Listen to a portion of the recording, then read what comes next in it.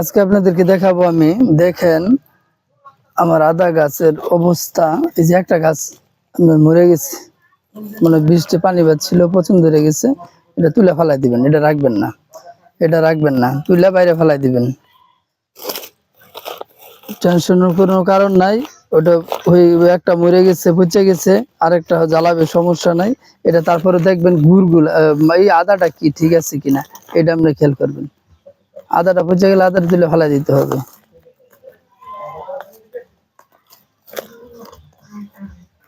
এই যে দেখেন আদাটা পচে গেছে, আদাটা তুলে ফেলাই দিলাম, রয়ে গেছে। দেখেন টেনশনের কোনো কারণে, যার কটা জ্বালাইছে, একটা দুইটা তিনটা চার চারটে জ্বালাইছে, আরো জ্বালাবে, সমস্যা নাই, কিন্তু এটুকু আমরা তুলে ফেলাই দিতে হবে। এটা বস্তায় রাখা যাবে না, তাহলে এটা একটা আরো 10টা ক্ষতি করবে। দেখছেন, এগুলো সবগুলোতে যদি হয় মাঝে মাঝে পছন্দ করে একটা দুইটা করে তুলে ফেলাই দিবেন। তারপরে দেখবেন আদা বীজটা কি পড়ছে কিনা, একেবারে খুঁজে বীজটা সহ আপনি ফেলাই দিবেন। দেখলে বীজটা পচে গেছে, এটা সহ ফেলাই দিতে হবে, বীজটা সহ ফেলাই দিতে হবে।